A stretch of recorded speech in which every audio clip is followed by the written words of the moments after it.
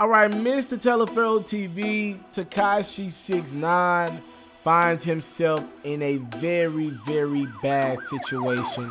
According to a 17-page indictment, Tekashi is facing 6 counts. The most serious of the 6 is discharging a firearm while committing a crime. That count alone carries a possible life sentence and a mandatory minimum of 25 years in prison. Alongside Tekashi 6ix9ine facing these charges are members of his crew named Shotty, a man named Crippy, and another guy named Mel Murder. Now, these 4 individuals are all accused of racketeering. All right, now what does racketeering mean? It means simply we don't know which one of you guys committed said crime, but we know all of you guys are affiliated with the same gang, 9 Trey. We know all you guys were on the scene of some heinous, violent crimes, and you guys had plans on committing more crimes. You guys have the financial means to maybe not do the crime yourself, but put out a hit or put the financial resources to play to let other people do the crimes for you. Racketeering also means that these guys have been on the Feds watch list for quite some time, and the Feds believe the world will be a safer place if they lock these 4 individuals up, because they believe they will not stop committing crimes in some capacity. The Feds have centered their case around 3 crimes they believe the 9 Trey gang were specifically involved in. One was a April 3rd robbery of a man from a rival gang. They have been able to track Tekashi's cell phone, his social media postings, and surveillance footage pinpointing him and a few other of the affiliates at the scene of the robbery.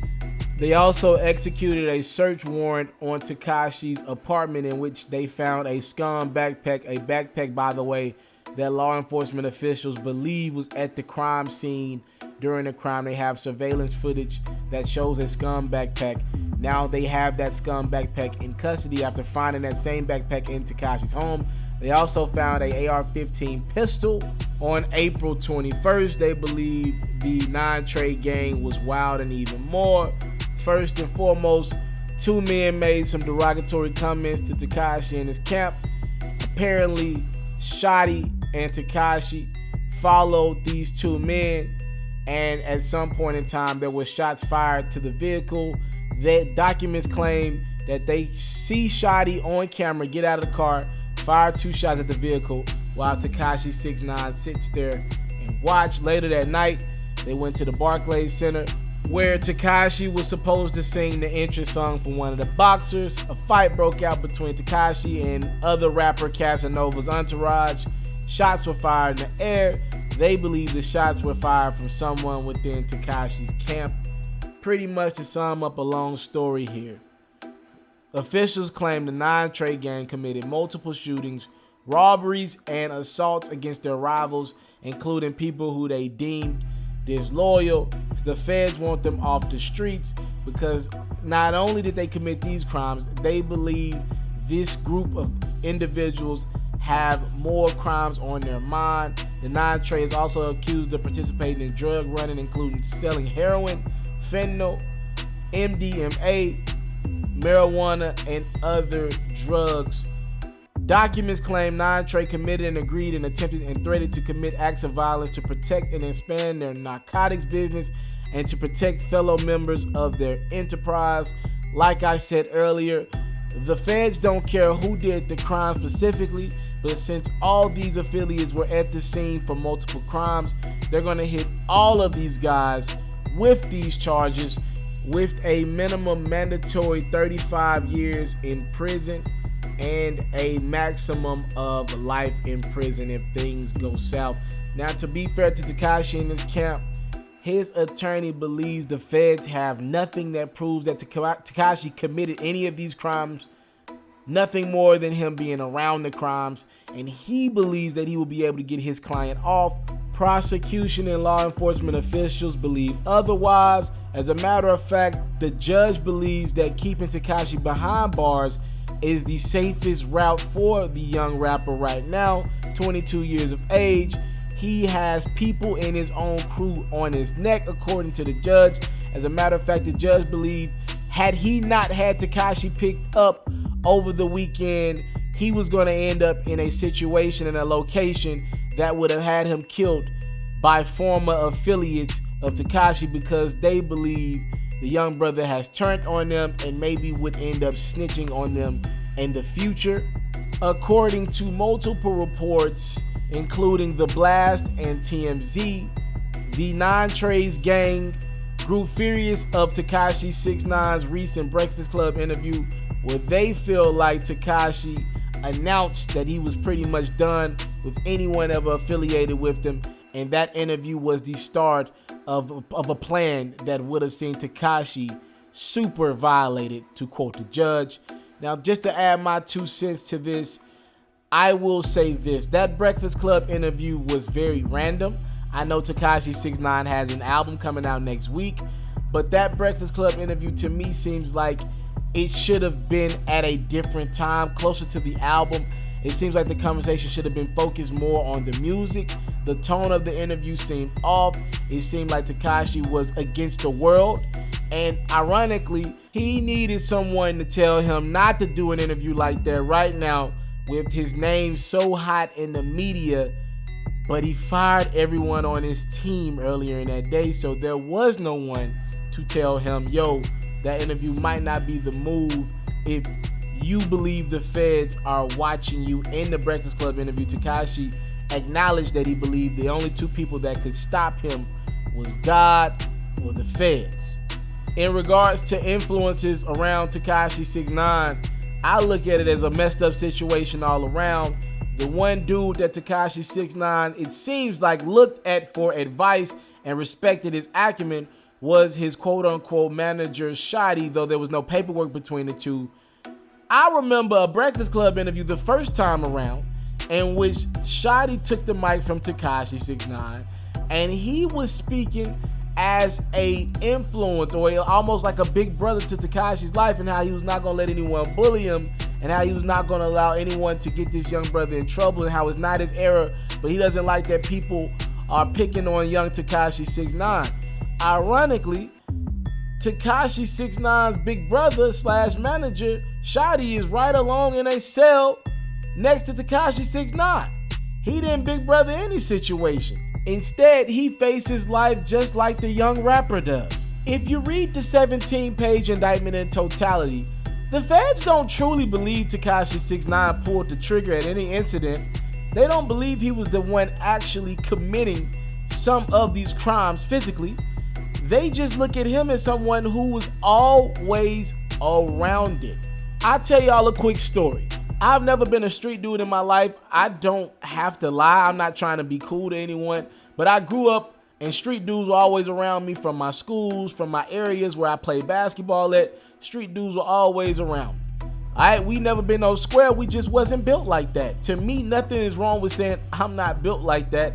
I don't want to commit crimes. I'd rather go get a job at a fast food to get mine. I'm not knocking the person that does the robbery. I just ain't built like that. I ain't got it in me. I don't want to take from another man. Now, in regards to the street dudes that me and some of my closest friends knew, they knew how to move. We knew what dudes not to mess with, because we know, oh, he in the streets for real. He'll mess you up for real. I believe in Tekashi's situation, he ain't the street dude. I believe 6ix9ine just so happened to be around the street dudes. I believe he's probably actually a good kid who just had to be around certain things because his career had took off in such a way. Let me tell y'all something. Do y'all want to know the people who are dead or in jail from my high school? It ain't the street dudes. The street dudes know how to move. For the most part, the people that I've seen pass away from my high school from afar, are in jail from my high school from afar, are the dudes who really weren't built like that, who tried to be cool. Those are the people locked up, not the street dudes, because for the most part, the street dudes know what come with their lifestyle. They know how to maneuver and stay out of the way. What's up, y'all? It's yours truly, Mr. TALIAFERRO. You already know we in grind mode for the Ferros. Yo, I'm going to try to get to like 50 of these before the end of 2018. I like how we're growing. We're growing at a very nice pace, so bear with me here. My For the Ferros series is a series pretty much where we have deeper, in-depth conversations about some of the news stories that I've talked about on my platform, or maybe even a story that I haven't talked about. Obviously, the headline in hip-hop this week is the media darling Tekashi 6ix9ine pretty much losing his rap career, pretty much becoming the latest New York rapper to have a big buzz, and lose it all because the street activity became so severe. All right, this is Bobby Shmurda-esque. To be honest with you, Tekashi 6ix9ine finds himself behind bars. You just got the rundown from yours truly on what I feel as if though is just everything going wrong centered around the case that he's involved in. And I kind of want y'all opinion. Y'all talk to me in the comment box below. You know, I'm gonna be in my comment section talking as well. Who do you guys think is most at fault in this situation? Obviously, Tekashi deserves some blame, but I want to kind of spread this thing around. Do y'all look at it like the media deserves a lot of blame because certain outlets were covering this guy? I was covering him. Obviously, bigger outlets than me were covering this dude like every day. What y'all think? The people like TMZ of the world deserve some blame? Bloggers, do y'all want to give some of that blame to others? Do you give some of the blame to fans?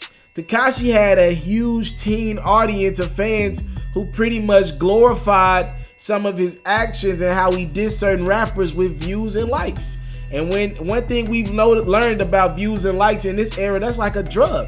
The more views and likes you do, the more you're going to behave that way. If a chick is posting half-naked pictures on the gram, she sees that them bad boys giving her 750 likes a post. If she thinks she can show a little more cleavage or whatever they have it, and to get to 1,000 likes, she's gonna do it. Tekashi's situation, he wasn't showing ass or breast, but because of the activity that he was pretty much showing on social media, dissing rappers, saying he was untouchable, he continued to do that at a more rapid speed. He started dissing like 2 or 3 rappers a week. So do y'all think the fans deserve a lot of blame in this? Do you believe some of Tekashi 6ix9ine's affiliates deserve some blame? NYPD sent over an email this morning to a lot of the big time outlets and said pretty much his affiliates didn't keep him out of danger. They put him in bad spots. Do you believe some of his affiliates, a lot of gang members that Tekashi was associated with, do you believe they deserve a lot of the blame because they didn't protect their breadwinner? I want you to tell me in the comment box below what y'all think about this situation in totality, because this is a big one. Hip hop just lost. Say what you want about this kid. You might have didn't like his music. Maybe you did, whatever.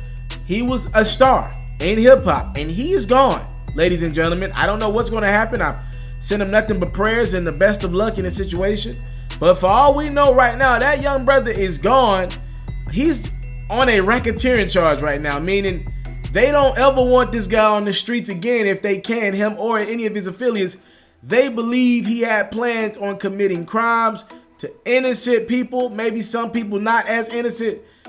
They don't want him on the streets again, and it's a shame because I'm gonna be honest with y'all. Yo, I told y'all I didn't like the Gummo record like that. I didn't like a couple of the early Tekashi 6ix9ine records. But I like Fifi. I like the Stupid. I like that one was featuring Bobby Shmurda. Tekashi had got to the point where his popularity had grew so crazy. Even if you didn't like some of his earlier music, producers, big time producers were like, yo, this dude's doing 5 million views every time he releases a record on the first day. We're going to work with this kid. We're going to reform his sound. We're going to help him make good records. So though he wasn't the best, hell, if a shooter got Steph Curry in the gym with him every day practicing on his jumper, though he might not be a great shooter yet, if he's in the gym with Steph Curry every single day working on his form, some point down the line he's going to become a really good shooter. And in Tekashi's situation, he might have wasn't a good artist. His popularity had grew to a point that was so crazy. His numbers on YouTube and Instagram was so crazy. Really good producers started giving Tekashi 6ix9ine the time of day because it's better to give him the time of the day over the artist who's struggling and looking for a hit record, who doesn't have the amount of clicks or do the amount of views and has the amount of retention rate that Tekashi 6ix9ine has. It sucks that he was just becoming an artist who probably was going to put out a decent project this Friday. I'm not sure if that project's coming out or not now, but this sucks to lose an artist. And I think it's more or less a teaching moment for a lot of artists who want to use this trolling mechanism to diss people you know, and go online and just do whatever they want, people are watching. The more views you do, the more eyes you're going to have on you. And those eyes include the feds in some cases. And so I'm just saying it's a very bad situation for everybody involved. I hated it had to happen to him. Hated he had to learn this lesson the hard way. But we're here now, right? And I want you guys to tell me what y'all think about this Tekashi 6ix9ine situation in totality. And who do y'all believe deserves blame? And please, if you think Tekashi deserves all of it, say that in the comment box below. Thank y'all so much for the time, love, support. I believe this is For the Ferros episode 11. We're going to keep these things rolling, baby. Y'all stay tuned. Tomorrow, we're going to do a whole QC edition of For the Ferros. You got to stay tuned, locked and loaded. For the Ferros every day at 4 o'clock. We're doing a double edition today. So you got a For the Ferros at 4 and a For the Ferros at 8. You might get a double edition tomorrow, so you got to subscribe to the platform. Stay tuned. I'm out. I came from nothing, but I want everything God has for me. I interview celebrities. I talk sports. I still represent the culture. All the kids, they are now tuned in. Yeah, we locked in right now, Mr. TALIAFERRO. Mr. TALIAFERRO. Mr. TALIAFERRO. Mr. TALIAFERRO. Shout out to Mr. TALIAFERRO. You're watching Mr. TALIAFERRO TV. Mr. TALIAFERRO TV. Here with the triple B's, you can't do nothing but win.